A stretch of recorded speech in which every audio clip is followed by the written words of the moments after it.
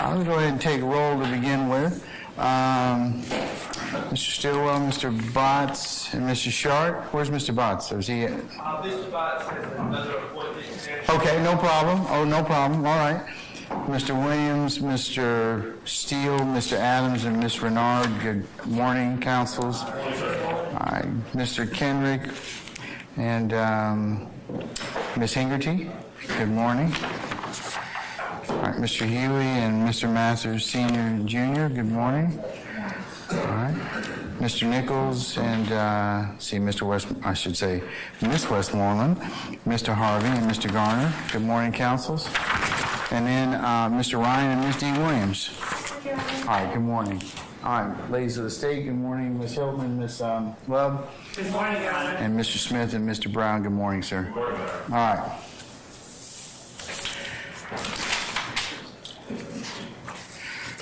So our name from all of our jurors are here, is that correct? Yes, sir. All right, okay. In considering the latest matter that we took up last night in regards to a dual-purpose limiting instruction, I've had the state as well as the defendant's proposed instruction. I've also had a chance to take a look at our case law that has been cited for the proposition before, as well as the cases that Mr. Harvey gave me yesterday, United States versus Jett, U.S. versus Hawkins, and United States versus Perry. I've had an opportunity to take a look at those particular cases, and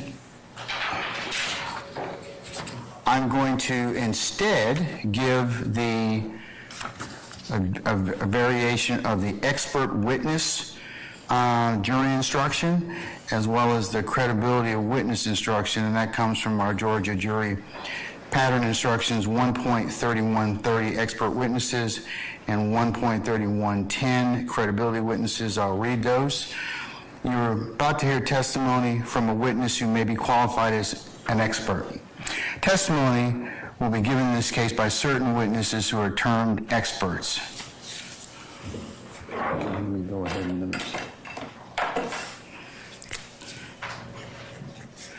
I'm going to put may be given in this case by certain witnesses who are termed experts.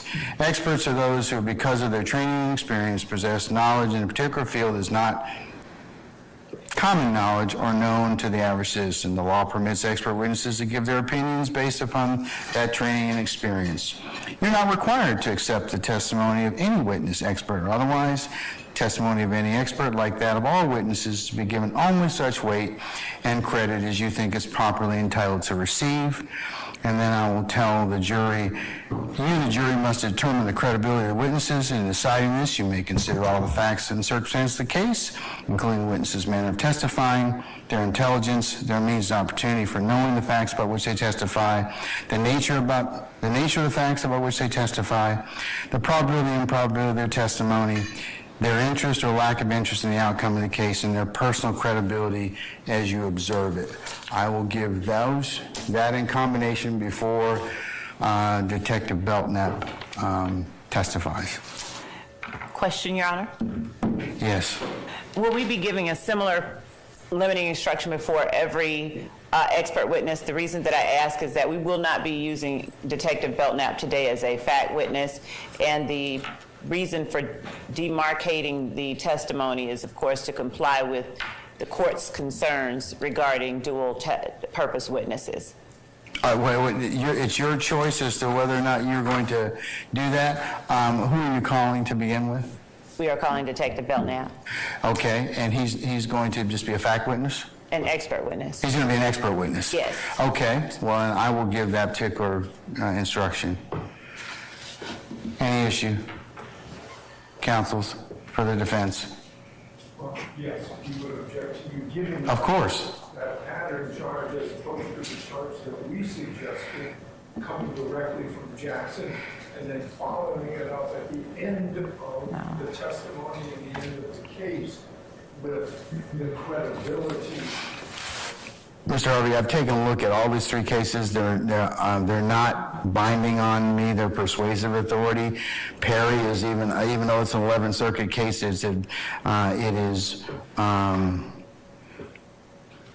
is persuasive authority. But I'm not going to follow that. I believe that given what's going to be testified to in this case, the expert witness testimony as well as the credibility witness testimony will cover that. So I'll note your objection, sir, for the record, and let's move on. Thank you. And by the way, the Court of Appeals has just rejected a pattern charge in White versus Steve. Oh, a pattern charge as to what? Well, just the fact that a pattern charge is acceptable, and I'm objecting to this particular pattern charge. I just want to say that the Court of Appeals says just because it's a pattern charge doesn't mean it's good. Ordinarily, because if it's not tailored, that's the issue. And it also depends upon what's been presented in the case. So I may tailor it accordingly depending upon what is testified to. But given this issue, I believe that should cover it. So for the time being. I'd like to call the jury, Mr. Steele. So. I'd like you to add one sentence, if you don't mind, to what you're going to charge the jury over objection. As to what, sir? Whether As to what, expert or the credibility witnesses? The pattern jury instruction for experts is 1.3130 and credibility witnesses is 1.3110. so it's at the end of the second paragraph. Of what? Which one? Trying to tell you, the end of the second paragraph of 1.31.30. That's expert testimony. I'd like this on the court to say whether any witness is an expert is solely for you, the jury, to determine based upon the law that I will give you more fully at the end of this case, because this is not going to be the only charge that affects this witness or experts. And without saying that you're going to charge them later as well, I think that we are leaving the gap. That's my objection, or suggestion. And Your Honor, the state would object to that if we're not going to do that with every expert witness that's being called. Yeah, I'm good, Mr. Steele. I'll note your objection. Summon our jury for me, please.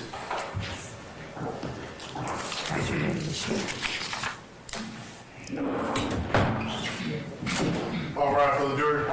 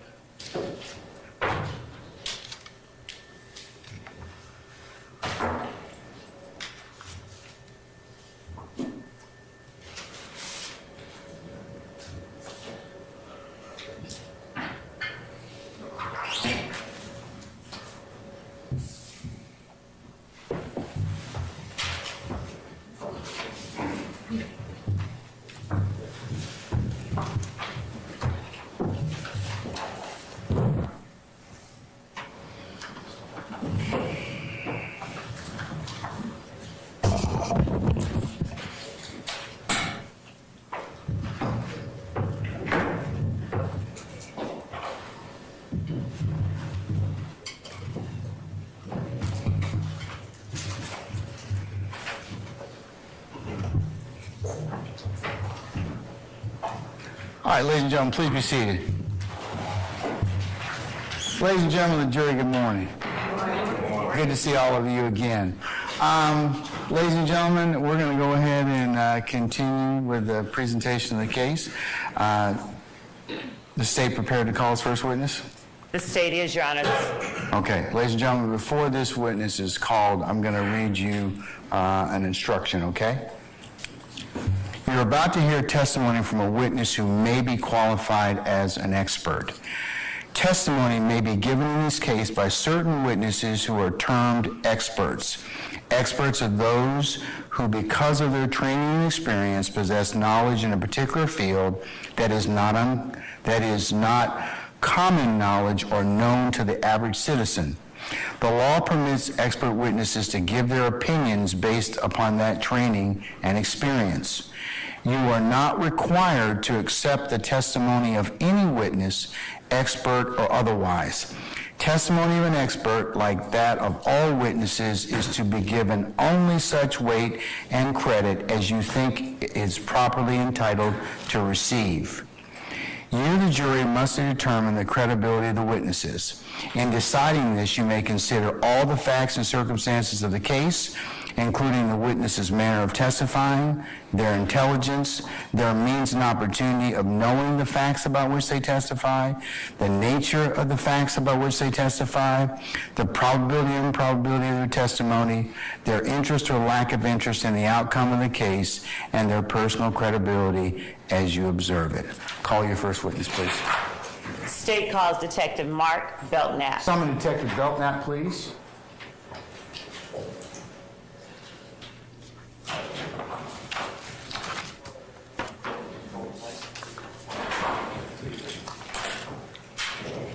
All right, Detective Belknap, good morning, sir. Good morning, sir. Sir, if you would please approach the witness stand. Once you get there, before you sit down, if you would turn and face Sergeant Ingram and be sworn as a witness.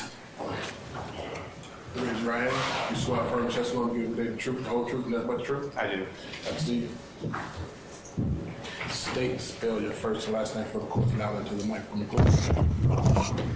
My name is Mark Belknap, M-A-R-K-B-E-L-K-N-A-P.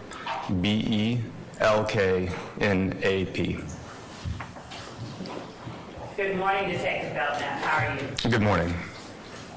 Detective Belknap, would you start off by introducing yourself to the jury and telling them where it is that you work currently? So, good morning.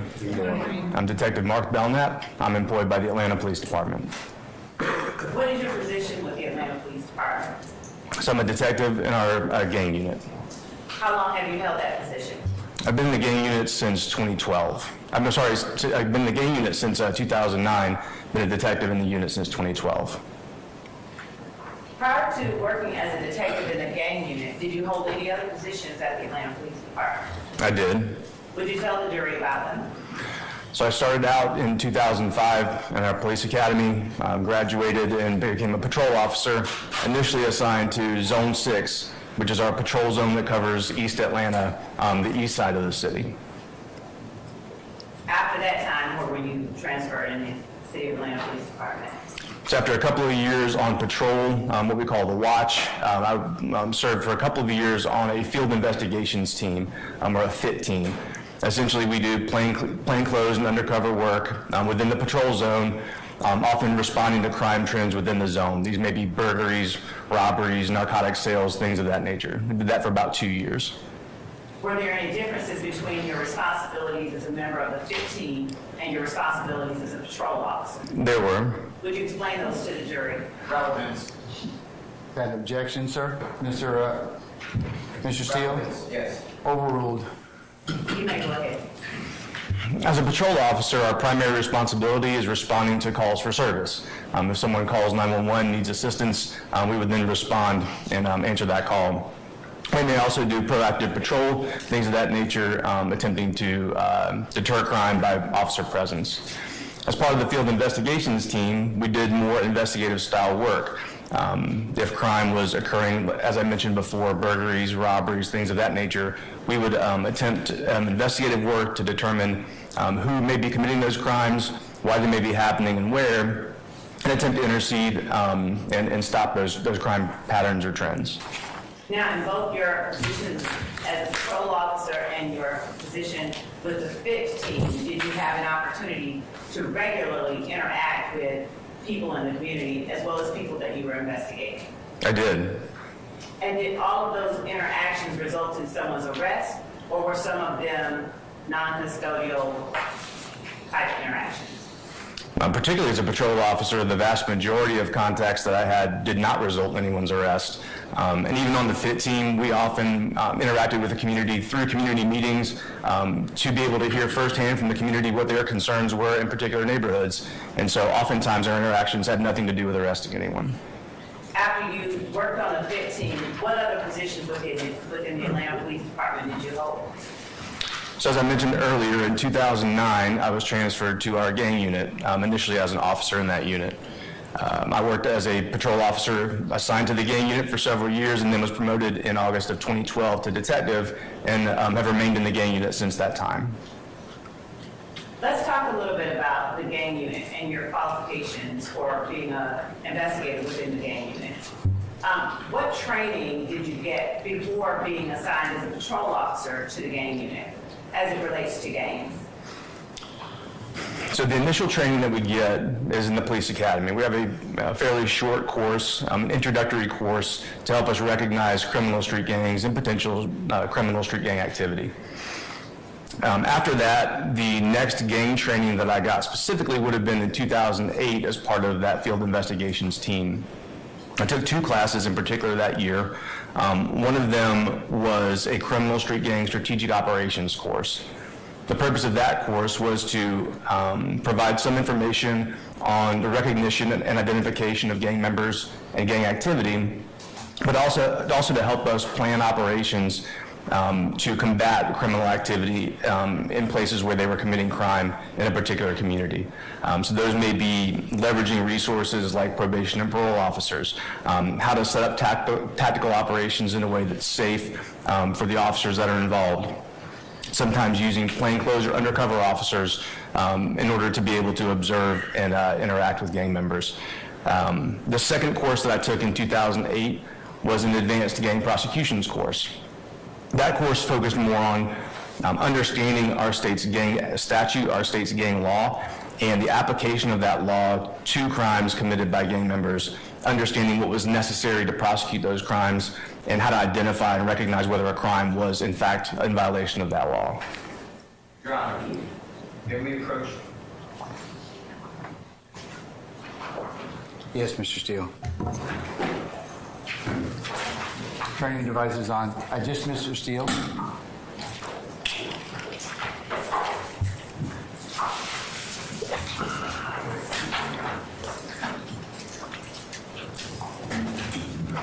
And turn your devices down, please.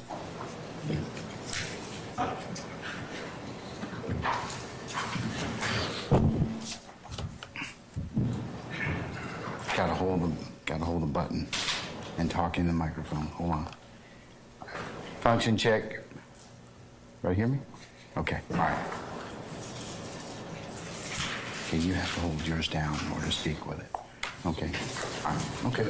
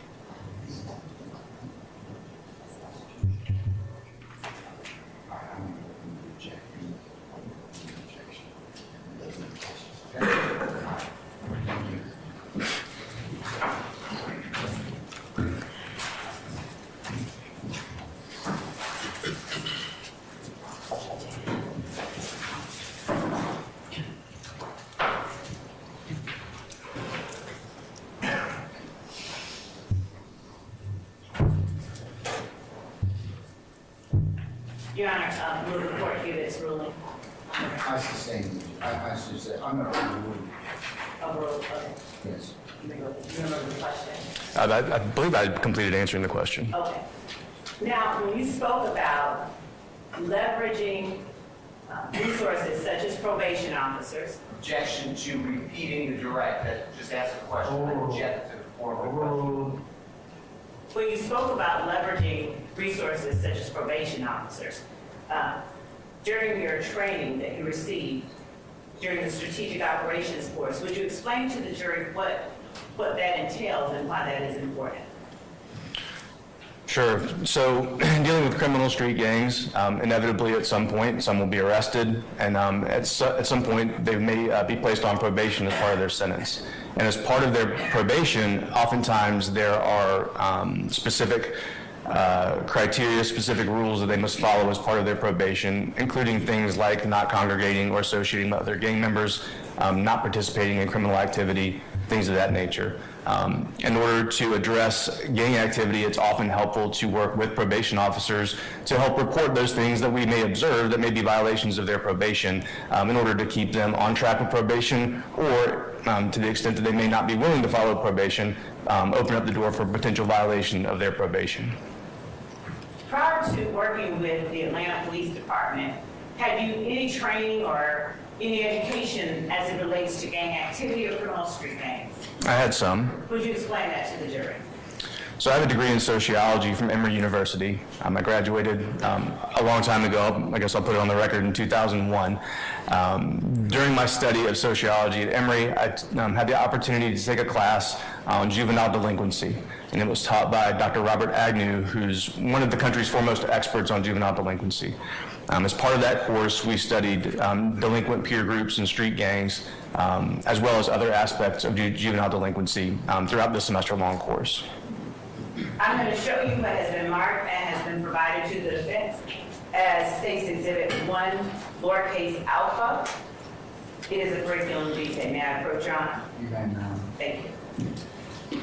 Sorry, I'm showing the defense counsel. It has been provided to the defense, and it has been previously during a separate Has it hearing. been updated or changed since you last provided to them? I can state that it has not, and Your Honor, I'll ask the witness to do so as well so that the testimony is reflected in the record. Okay, all right. Showing you State's Exhibit 1A, do you recognize it? I do. How do you recognize it? This is a copy of my curriculum vitae.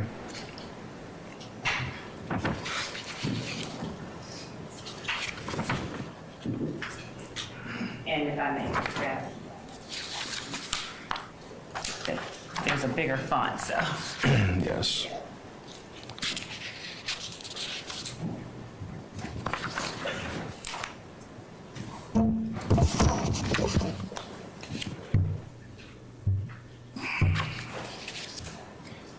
Do you recognize I do. 1A? I do. Has it in any way materially been altered since the last time that you provided it to the state? No, ma'am. And is that a fair and accurate copy of the curriculum vitae that reflects your experience in training and education? It is. Your Honor, the state tender State's Exhibit 1A. Any objection to States 1A? Going out to the jury, yes, sir, not for the record. States 1A will be admitted. Thank you, Your Honor. I have one objection. What's the basic objection, Mr. Harvey? There is a sentence in the proposed exhibit that I would like to address the board on.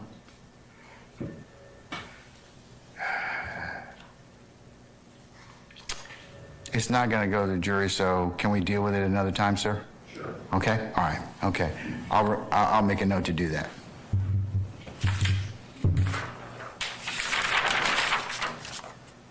Detective Belknap, tell the jury, once you completed your education, your undergraduate studies, did you immediately go into law enforcement? I did not. Tell the jury what it is that you did. So I worked for several years in private security, mainly at nightclubs around the city. kind of a post-college job for a few years until I decided what I wanted to do with my life and join the Atlanta Police Department. And working in private security and nightclubs around the city, does that give you the opportunity as well to interact with members? I sustain the objections to form. While you perform your duties as private security, did you have any opportunities to interact with members of the community then as well? I did. And were those in confrontational situations or various types of situations? Various situations, and working in nightclubs, you can imagine there were occasional conflicts, but one of the things that I did professionally in that capacity was really worked on ways to provide customer service more so than anything else in that security environment, which we were very successful at. To become a law enforcement officer with the City of Atlanta, are you required to be post-certified? And by post, I speak of the Peace Officer Standards and Training Council Authority. Yes, ma'am. And are you post-certified? I am.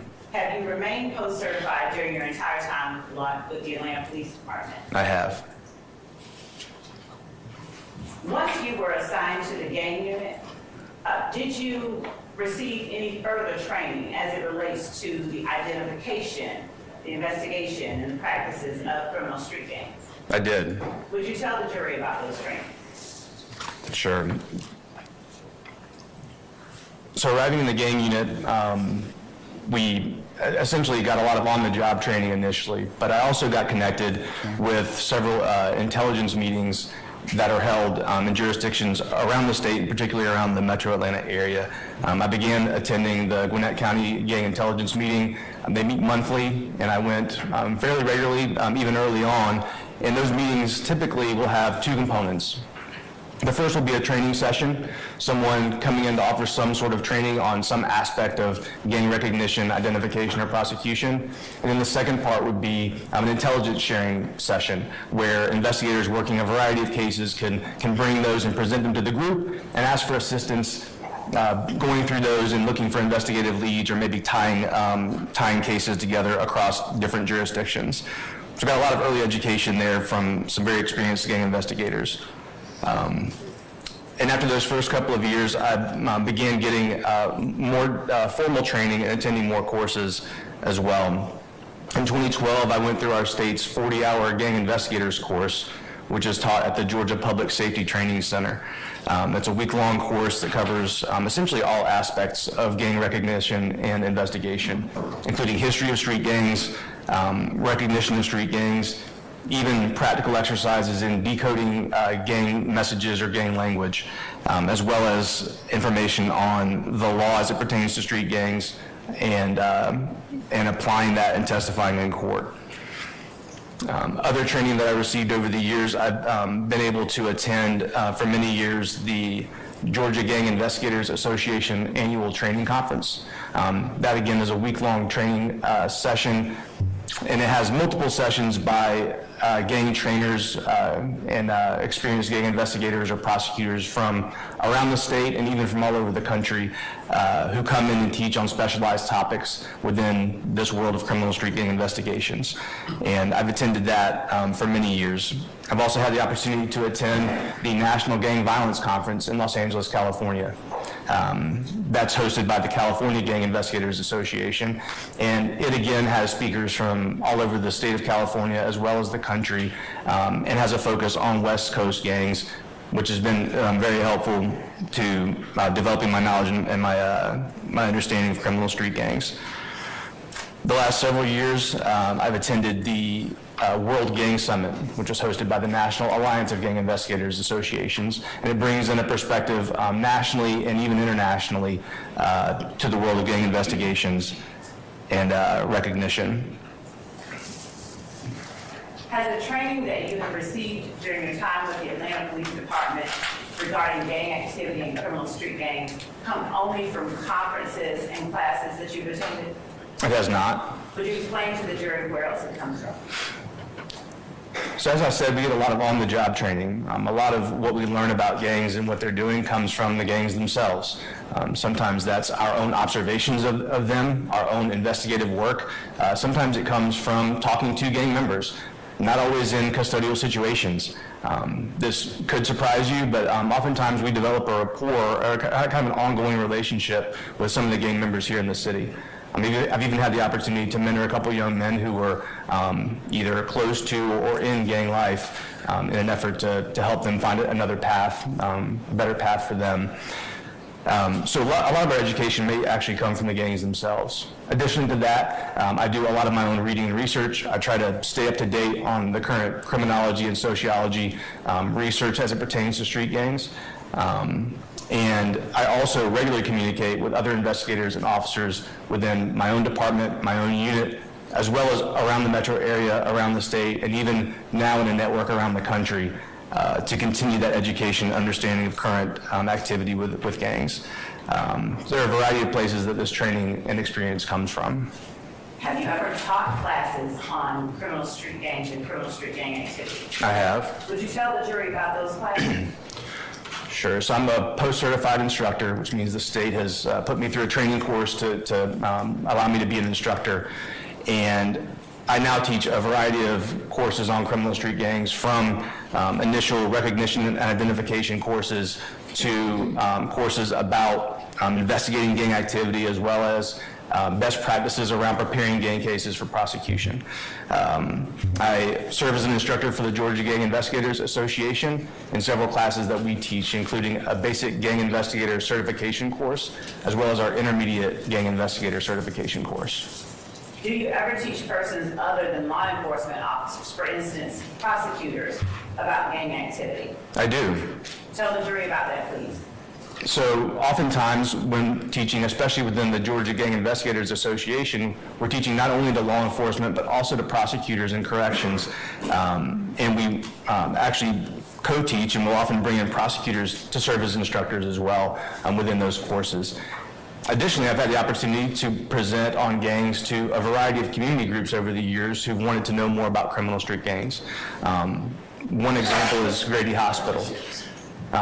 Hospital technicians often are treating patients who may have been injured by way of gang activity, and they had some concerns about ensuring that... Your Honor. Yes, Your Honor. The detective is not offering the testimony for the truth of the matter asserted. I'll overrule the objection. Thank you. You may go ahead, please.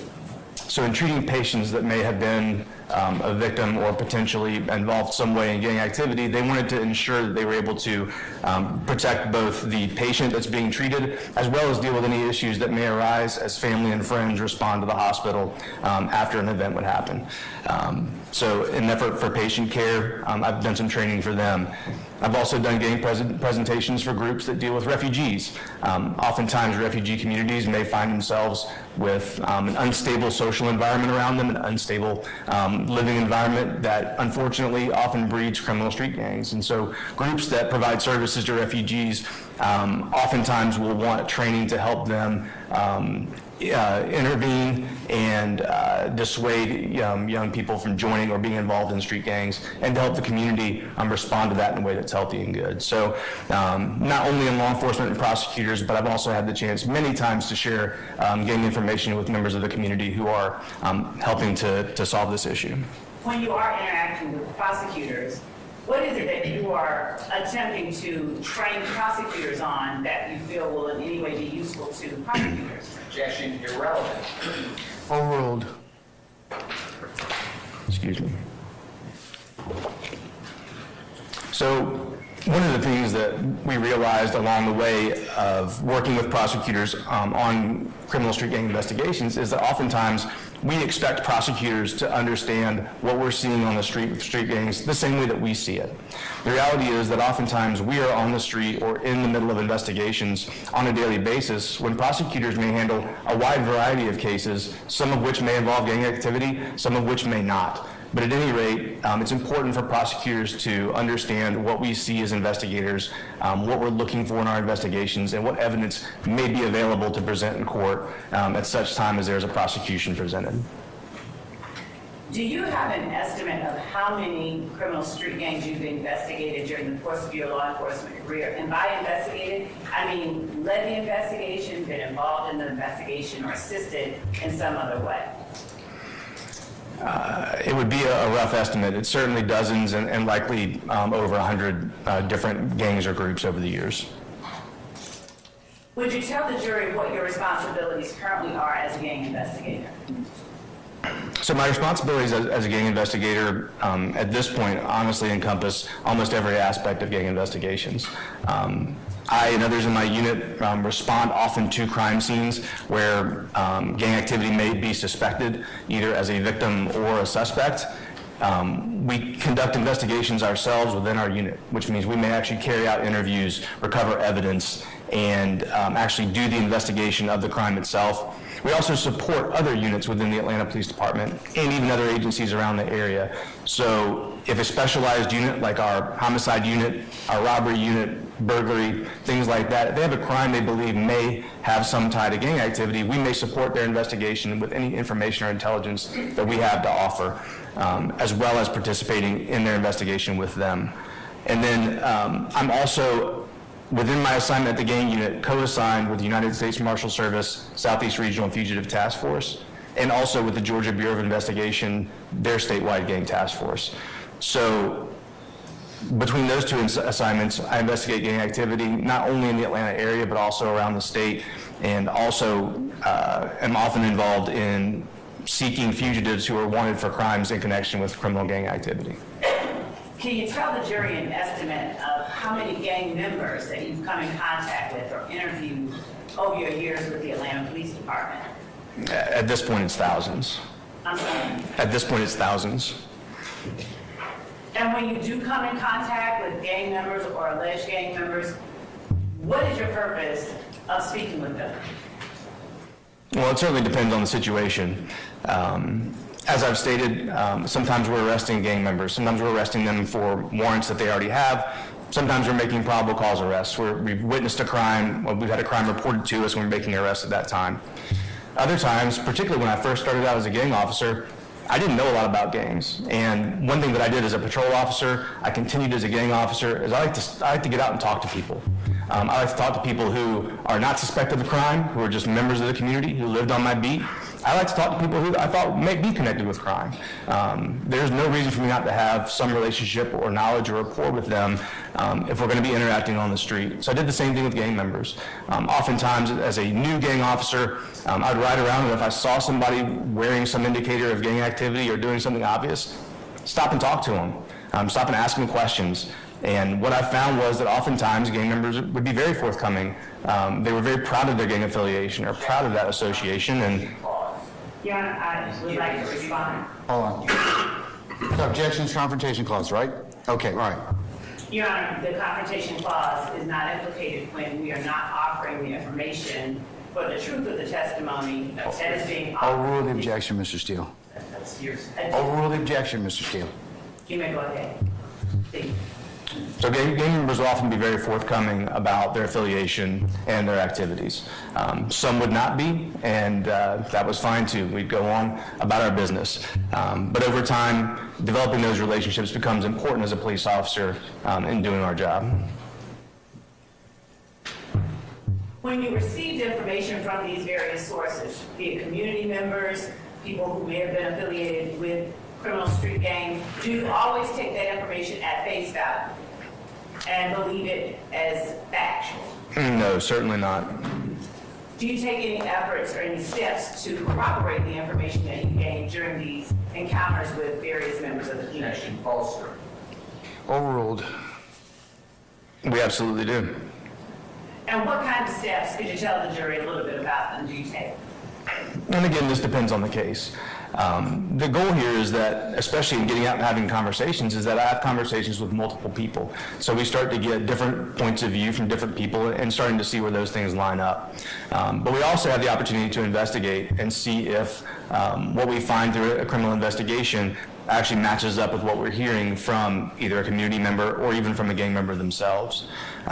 We sometimes will monitor jail phone calls. We will sometimes monitor social media. We will go through incident reports and look at incidents that have happened over time to see if those are consistent with what we're being told by whoever that person may be. We've engaged in wiretaps, court-ordered wiretaps of phones during our criminal investigations. And we, of course, again, share information amongst investigators around the metro area and, of course, around the country. What use do you have with jail phone calls, social media, wiretaps, and things of that nature as it relates to criminal street gang investigations? Well, gang members are just like the rest of us. They communicate with people. They communicate with them over the phone. They communicate with them via social media. Oftentimes, their communications are going to include communications about their gang or about their gang's activities. So those are sources where we can find some of those communications that may shed light on our investigation. Earlier, when you spoke about encountering people in the community, you said if you see someone wearing a particular color or doing particular Objection to things. repeating the direct. I'm going to overrule the objection, Mr. Steele. She's just pointing out time and place. Overruled. Thank you, Your Honor.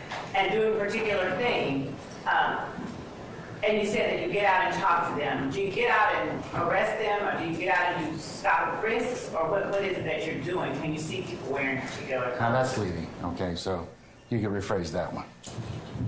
When you get out and speak to them, is it solely for the purpose of making an arrest?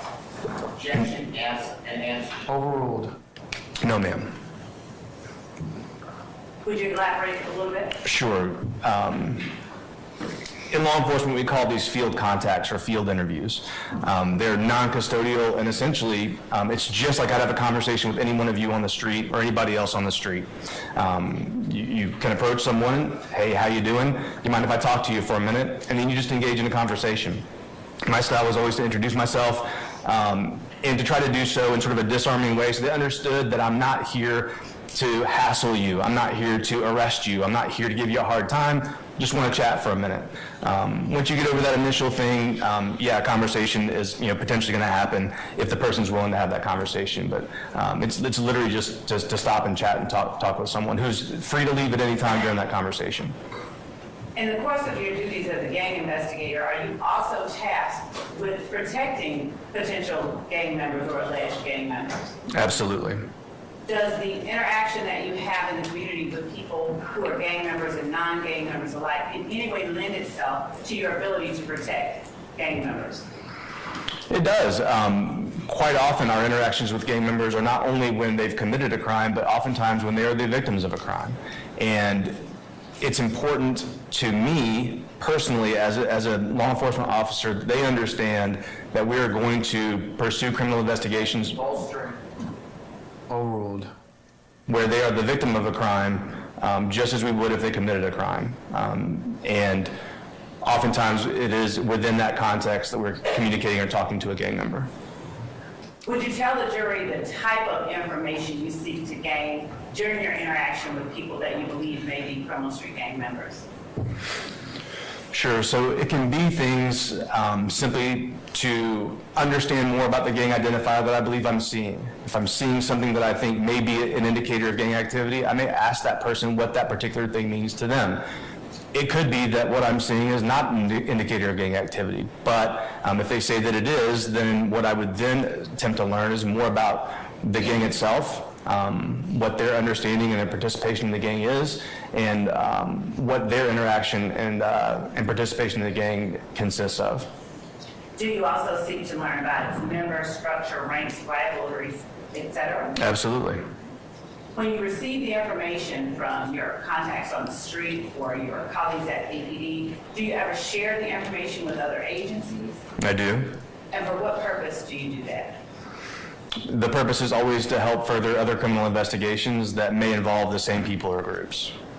And along those lines, do those other agencies share information with you? They do. How is it that you and other law enforcement agencies engage in this information sharing that you're speaking about? One way that we do that, I've mentioned to you earlier, which is attendance at gang intelligence meetings, which are hosted in several places around the metro area, as well as around the state. That's one forum whereby we all end up in the same room together and can discuss or share information that we believe may be relevant to the group as a whole. Also, through the Georgia Gang Investigators Association, we may also distribute intelligence or intelligence requests to the membership around the state in an effort to spread that more widely. And beyond that, we also develop our own personal relationships and connections. So we get to know each other across jurisdictions or even within our own agency over time. And so therefore, we have people we can reach out to that may know a particular area or a particular gang in case we need some specialized information. Now, have you ever been called to aid in or execute a search warrant? I have. And as it relates to criminal street gang activity, would you tell the jury how many search warrants you've been a part of since you have worked with the gang unit? I couldn't count. I mean, it would be dozens and maybe even hundreds at this point. What type of information would you typically gain from the execution of a search warrant as it relates to a gang investigation? Bless you. So as with any criminal investigation, a search warrant is a tool that may allow us to uncover evidence of an underlying crime. That could be evidence of a weapon or other item that may have been used in the commission of the crime. It could allow us to recover the proceeds of the crime, what was maybe taken or stolen during a particular crime. Other types of physical evidence that may be available. More particularly in a gang investigation, when we secure a search warrant, we may be asking additionally to search for evidence of a criminal street gang as well, and a person's association with a criminal street gang. That could include things like clothing, attire, gang rosters or books of knowledge, written documents about the gang. That could include photographs, digital evidence, a variety of things that may indicate whether a particular crime was what we would say participation in a gang's activities, but there may be some gang connection to the crime itself. So a specialized gang investigator, excuse me, may be asked to help with drafting or writing a search warrant to include an explanation for the judge as to why we're seeking additional evidence, particularly related to a gang. Is it common for sworn law enforcement officers to seek out your expertise in identifying gangs and gang members? It is. Have you ever been qualified as an expert in criminal street gangs and criminal street gang activity? I have. How many times? Over 25 times. Do you know what jurisdictions? I do. Would you tell the jury? In Fulton, Newton, and Cherokee counties. Your Honor, at this time, the state tenders Mark Belknap as an expert in the field of criminal street gang recognition, investigation, identification, and practices. Same objection. Any counsel wish to voir dire Detective Belknap? No, Your Honor, just no reason. Okay, I'll note your objection for the purpose of the record at this point in time. Hearing none, the court will designate Detective Belknap as an expert in criminal street gang recognition, investigation, identification, and practices. Thank you, Your Honor. Detective Belknap, are you aware of the legal definition of a criminal street gang? I am. Understanding the court will give the law to the jury that it is to employ, but what legal definition of criminal street gang do you employ during your investigation? Same objection, Your Honor. Overruled. Thank you. So the Atlanta Police Department uses the same definition that comes from our state law, and that is that a criminal street gang is any organization, association, or group of 3 or more persons. Contemporaneous jury instruction that you give the law. Mr. Steele, I'm going to overrule that at this point in time, okay? Ladies and gentlemen, but I'll give you the law related to, that you'll apply the facts and evidence as you determine them to be before the case is submitted to you. So Detective Belknap, would you tell the jury what definition you employ during your investigation? Yes, ma'am. It's a criminal street gang is any organization, association, or group of 3 or more persons associated in fact, whether formal or informal, who participate in criminal gang activity. Now, what is the definition of criminal gang activity that you use during your investigations? So, Same objection. And then with Mayor. Overruled, please, and there'll be a continuing objection. Thank you. criminal gang activity is defined as the commission, the attempted commission, the conspiracy to commit, or the solicitation, intimidation, or coercion of another person to commit any of a number of crimes that are listed out within the act. Without going through all of those completely for you, they fall broadly into 4 categories, and those are crimes against persons, crimes against property, firearms, and narcotics. There are some additional charges listed out that we can investigate, which include things like recruiting someone to join a street gang, trying to prevent someone from leaving a street gang, attempting to keep someone from testifying against a street gang, attempting to help someone escape from custody, and some other things like that, particular to criminal street gang investigations. Now, does the group of 3 or more people that you mentioned to the jury in the definition that your agency employs, do they have to commit the crime together in order to be charged with or prosecuted for criminal gang activity? I sustain any objections to that. So would you explain to the jury how it is that you make a distinction as a gang investigator between a crime that is committed solely for personal reasons versus a crime that is intended to further the interests of a street gang? I'm gonna overrule the objection. Mr. Steele. You may explain to You me. may explain if you can remember the question, sir. I can, would you like for your... It's a big question, Ms. Love. I don't know if we can break that down at all. Why don't you rephrase the question? I can rephrase that question. As a gang investigator, do you consider every crime committed by a gang member criminal gang activity? I do not. And in what circumstances would a crime committed by a gang member not be considered gang activity? Just give the jury some examples. That's not beyond the ken of the jury. Overrule, Mr. Steele. If we believe a particular crime was committed by a gang member, what we're looking for is to determine whether or not that crime was committed as participation in a particular gang's activities. Certainly, a member of a gang could commit a crime that may have nothing to do with the gang itself. As an example, if a gang member is at home with his wife or girlfriend and they get into an argument, not an argument over the gang, just an argument over, some household chores or whatever relationship problems they have, and it turns physical, that person could be arrested for domestic violence battery, something of that nature. Unless that crime had something to do with the gang, it would just be a crime committed by that person, separate from the gang's activities. How do you determine, or what do you look for in determining whether a crime is in furtherance of a particular criminal street gang? One of the important things we have to understand is what the gang's activities are.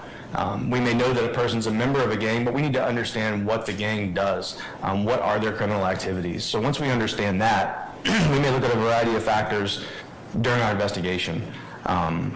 We'll attempt to uncover the motive for the crime as the perpetrator saw it. We may ask questions of the victim. How did the victim perceive this crime? Did the victim perceive this as some act of retaliation by a criminal street gang, or did they perceive this as being something having to do with them being a member of a rival gang?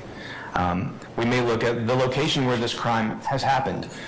Gangs often will control turf or territory for the purpose of committing crime, and so they will then commit those crimes in their area where they feel like they may be safe from prosecution or safe from rivals during the commission of their crimes.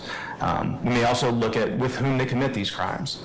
Obviously, we're talking about a group of people, and they're working together for a purpose, and they're working together for a reason, the same way any other group of people works together. So if they're working with other gang members to participate in these crimes, that may be an indicator that a particular crime is going to be part of that gang's activities.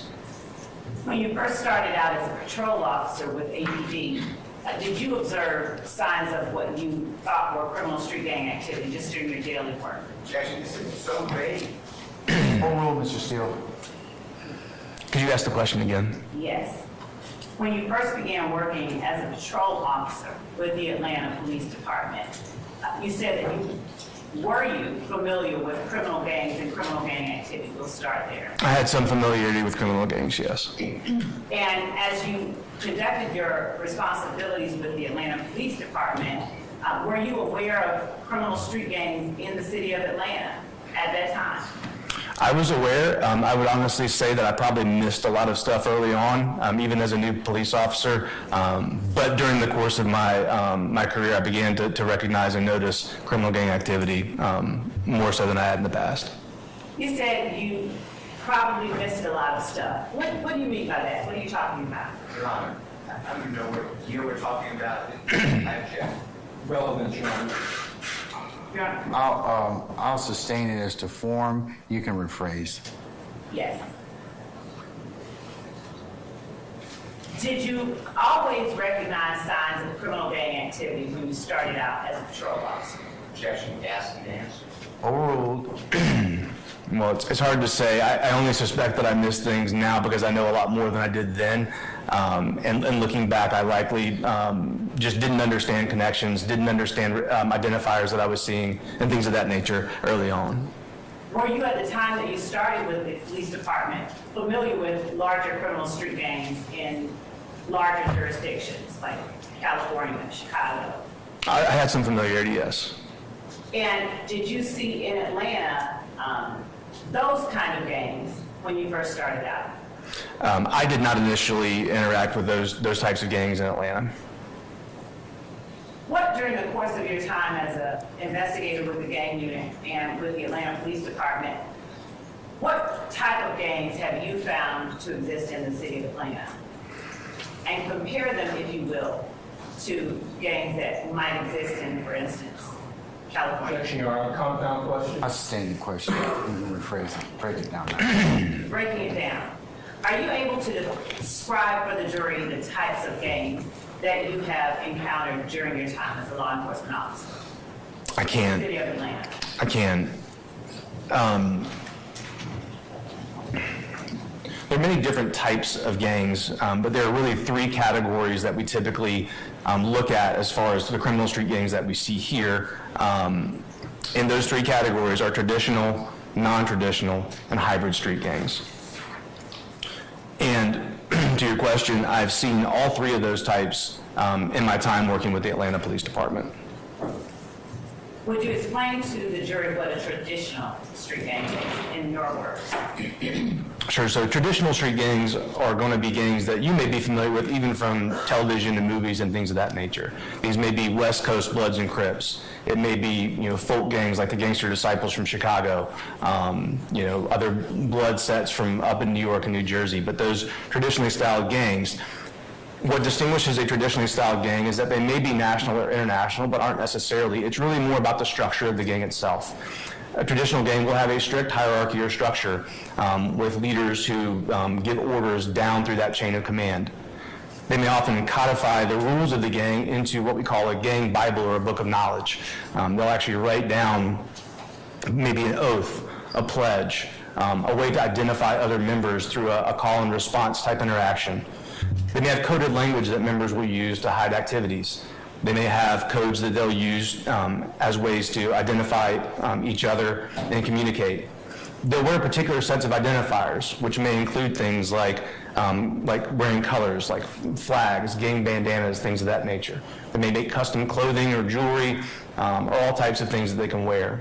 But again, the main thing to understand about a traditional gang is that structure, that consistency, and that sort of rigor around that gang. Non-traditional gangs are sort of on the other end of that spectrum, and these are the types of gangs that I initially saw in Atlanta and likely didn't recognize for what they truly were. Non-traditional gangs are typically neighborhood-based groups. In Atlanta, traditionally, those groups were often based around our housing projects, and so they may have had much looser affiliations. There may not have been a leadership structure at all. It may have been that some older members had more influence or got more respect, but there wasn't necessarily a strict, chain of command with named ranks and a method by which you would move up that chain of command. They'll have specific identifiers, but they may have less identifiers than a traditional gang, and those identifiers may change. Because they're local, because it's their own thing, if they want to rebrand and sort of change things, they don't really have anybody to answer to. They can change those identifiers kind of as they will. And members of those gangs may be allowed to leave the gang. If they move out of the area, maybe there's not an expectation that they continue to participate in the gang's activities.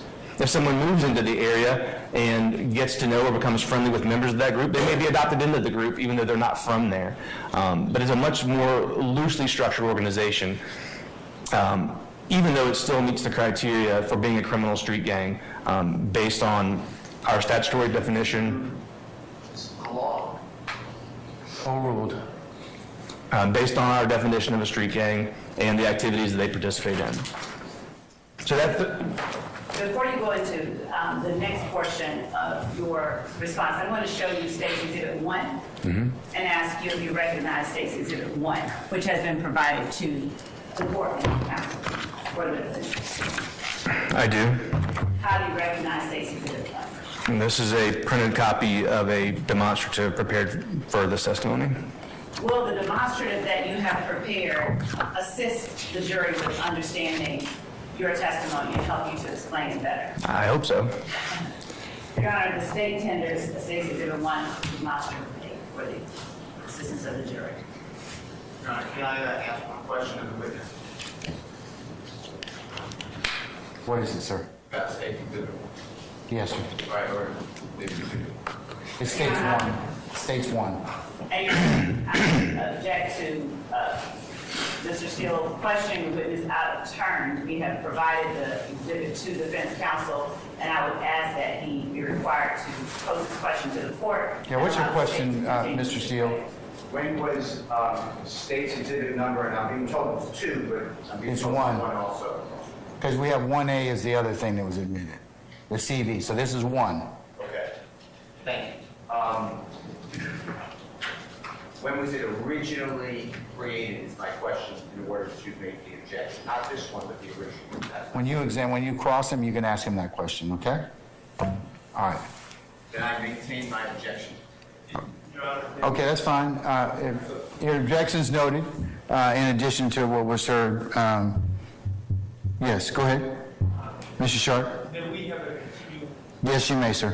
And I'd also like to add 24-4-4A is implicated by State's 1A. All right, sir. So noted. Overruled. States 1 is admitted for purposes of the demonstrative aid. Thank you, Your Honor. Permission to publish. Yes. Thank You you. may publish it.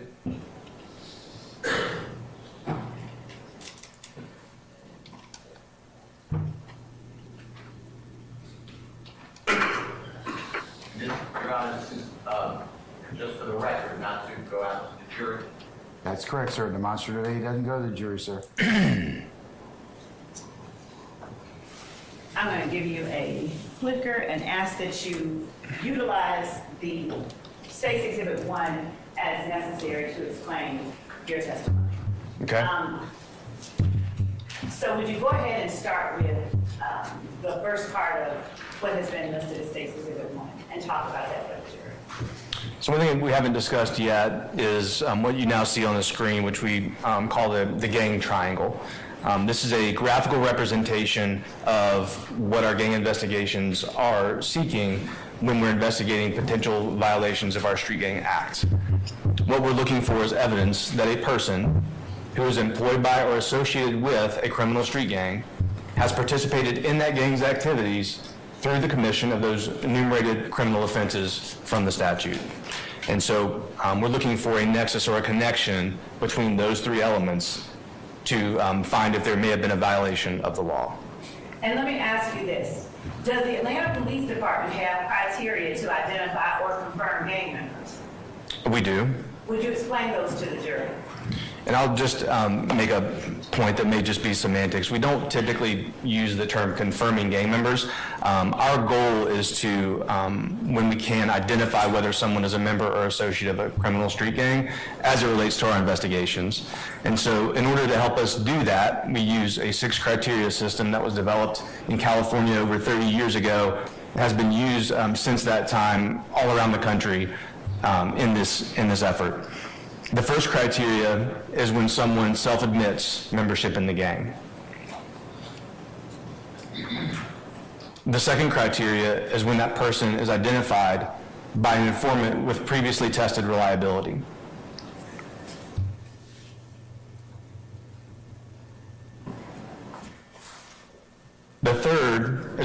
person's identified by an informant who is previously untested or has previously unknown reliability, but that information is independently corroborated.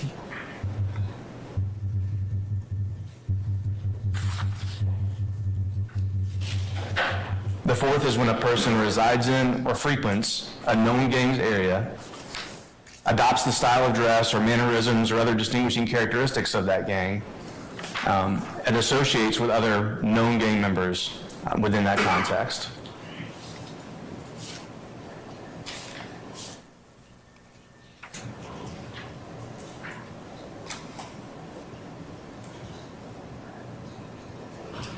Detective Belknap. I'm sorry, I was giving them time to write. Okay. Yeah. The fifth is when a person's arrested several times in the company of other identified or known gang members for crimes consistent with that gang's activities.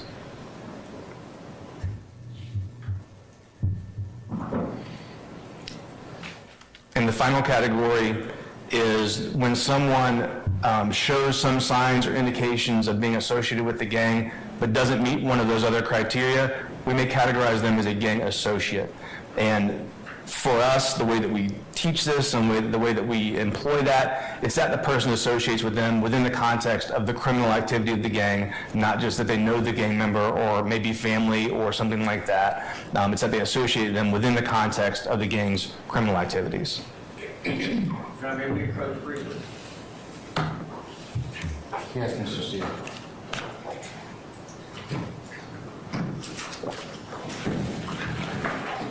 All right, everybody.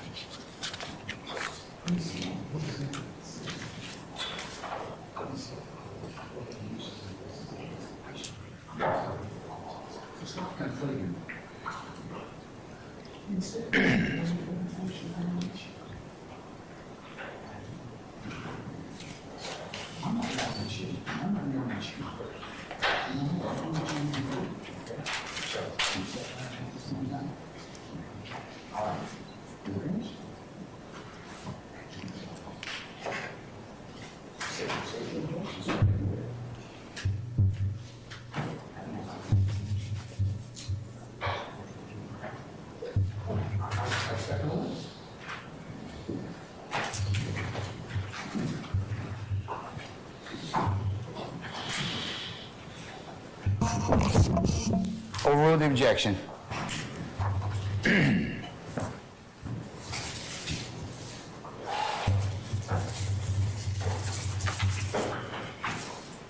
Thank you, Your Honor. Detective, does a person have to meet all of the criteria that you just explained to the jury in order to be considered a gang member or associate? They do not. That's good. Overruled, sir. That does not mean, Overruled, sir. No speaking objection. No speaking objection.